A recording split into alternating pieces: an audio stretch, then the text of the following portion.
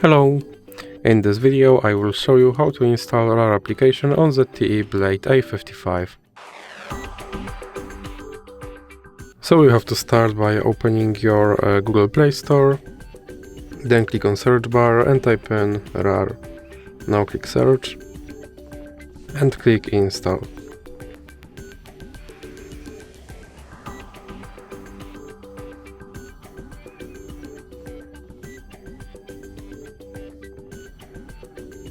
And now you can click open,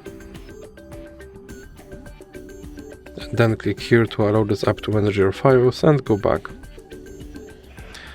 And now you can decide if you want to see notifications from this app or not, and then click dismiss.